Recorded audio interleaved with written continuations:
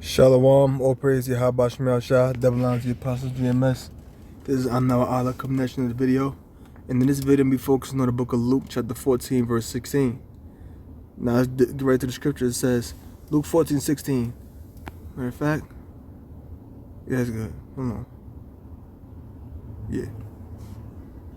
Then said he unto him, a certain man made a great supper and bade many, and sent his servant at supper time to say to them that were bidden, come, for all things are now ready. So the Lord sent out, had made a great supper, that's the kingdom, and had bade many or invited many, had bidden many, had invited many, and sent his servant at supper time to say to them that were bidden, come, for all things are now ready. And the ill with one consent began to make excuse. So when they was told, okay, now come, everything is ready now. It's now time for this supper, which is the kingdom of heaven. Right? And they all with one consent began to make excuse.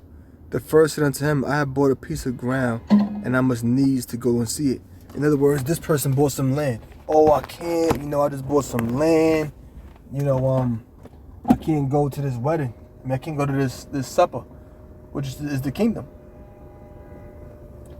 I'm saying, ultimately it's the kingdom. Okay? Or I can't do it. So this is the person who couldn't do the work to be delivered. Because you know why? They're worried about a piece of land that they bought. They're worried about the world.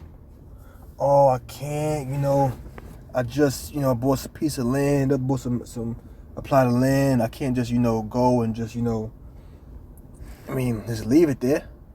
So it said, and they all with one consent. So all of them just started making excuses.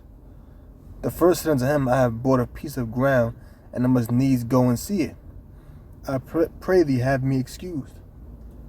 So he said, well, I just bought some land. I beg of you, please, I ask you. Let me go and see it. Let me go and tend to it. I got this land that I just bought. That goes back to the endure harnesses being the good soldier of the Lord. That word hardness is hardships. A part of that hardship would have been what? For him to go and say, man, forget that land. F that land. You know what I'm saying? And the same scripture, and we also read when it said, no man that warreth entangleth himself with the affairs of his life. Affairs means business, occupation. Okay? I pray thee, have me excused, or excuse me from coming. So he wanted an excuse to not come. So this was a guy that wasn't really even in it. Okay? Verse 19. And another said, I have bought 5 yoke of oxen, and I go to prove them. I pray thee, have me excused. I'm going to reprove.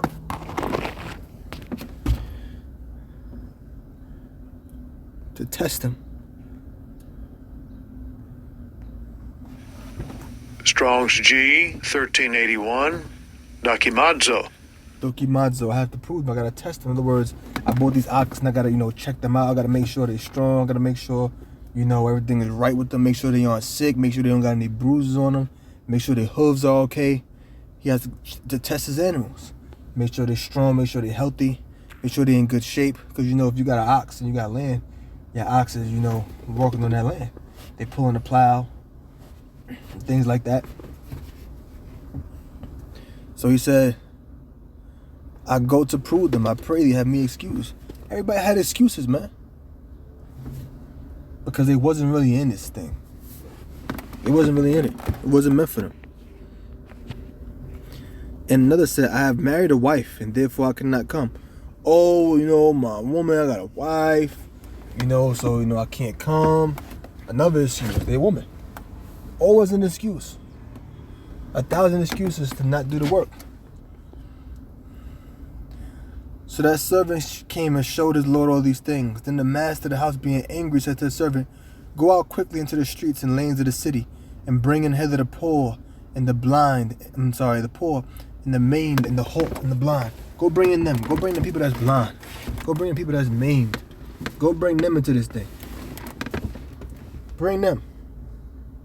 Bring them. And the servant said, Lord, it is done, as thou hast commanded, and yet there is room. So he went and he did it. Right? And the Lord said unto the servant, go out into the highways and hedges. So these are the prophets. They went out to the highways and hedges and compelled them to come in, that my house may be filled. For I say unto you that none of these men which were bidden shall taste of my supper. So those people that was invited or called but not chosen, they're not gonna taste of the Lord's supper, taste of the kingdom. Because why? They wasn't really serious about this thing. They wasn't really serious about this thing. And you didn't have guys like that years ago. And guess what? You got guys like that now. And those guys are gonna always be here until the destruction comes. You always got them kind of guys. You know? They got 21 questions. And when you get them 21 answers, they got 21 excuses. You know? This ain't nothing new. We've seen this before. You've been in this truth for years. You've seen this before.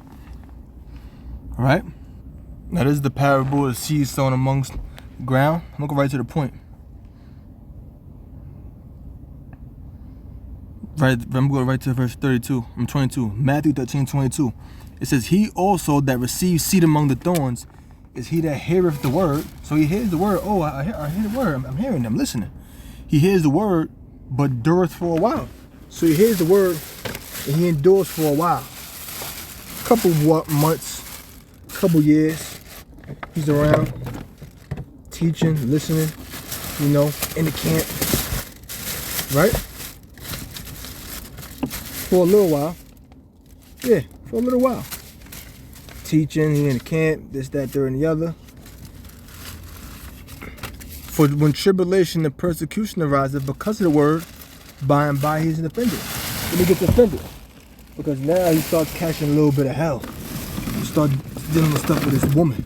He's dealing with stuff with his kids. He's dealing with stuff with his job. He's dealing with stuff with financial situations. He catching hell now. The scripture wouldn't say endure hardness is a good soldier of the Lord if he wasn't going to face hard times.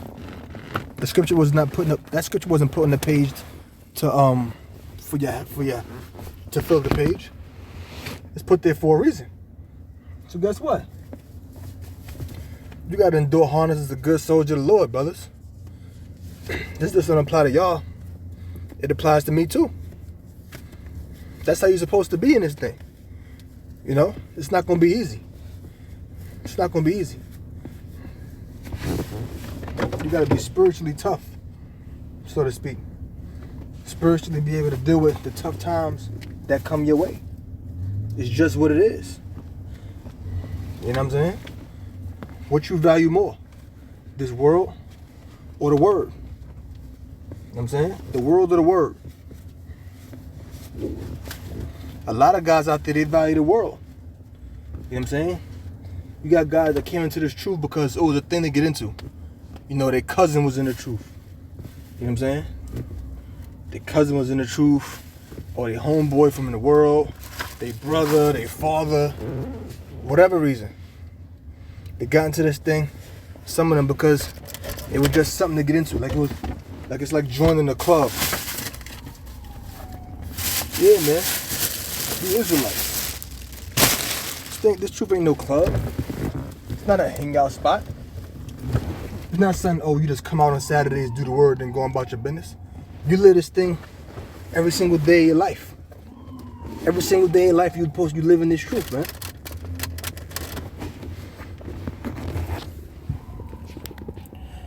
All right. He also that receives seed among the thorns is he that heareth the word, and the care of this world, and the deceitfulness of riches. The care of this world. They care about this world. The world is what? Things that are hollow, meaning empty. Frail, meaning weak. Fleeting, here 1 minute, going the next. The deceitfulness of riches, right? Riches deceive you because why? Scripture tell you in Proverbs, riches make themselves wings and fly away. In other words, riches are here 1 minute, then they could be going the next. Money does matter, but you don't put your faith in money. They choke the word, and he becometh unfruitful.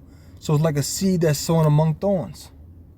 You take a seed. If you take a seed and you sow it among thorns, when the seed goes into the ground, when that seed grows, what's going to happen? The thorns are going to stagnate the growth of that tree. They're going to stagnate the growth of that seed. And it's going to get tangled up in the thorns. And he becometh unfruitful. He's going to be unfruitful. You know? Look at the word unfruitful.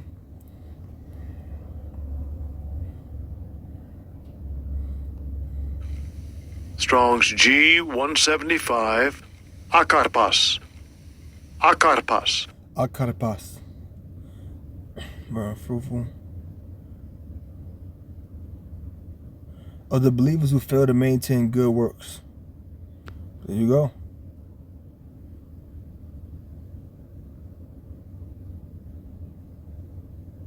There you go. It says in Jude 12, 1 and 12, it is rendered without fruit of ungodly men who oppose the gospel while pretending to uphold it, depicted as autumn trees, like a tree whose leaves faileth, metaphorically without fruit, barren, not yielding what it ought to yield. So you're not yielding what you ought to yield with the good works. You're just hanging around. So you got to pray to the Most High. You got to fast. You got to understand that this is the right thing. This is the way. This is the truth. This is the life. This is the life, the truth, man. Bottom line. So with that, I'm going to close. I'm going to say, oh, praise the Yahweh Shah. That belongs to the Apostle GMS. I hope I learned something. Shalom.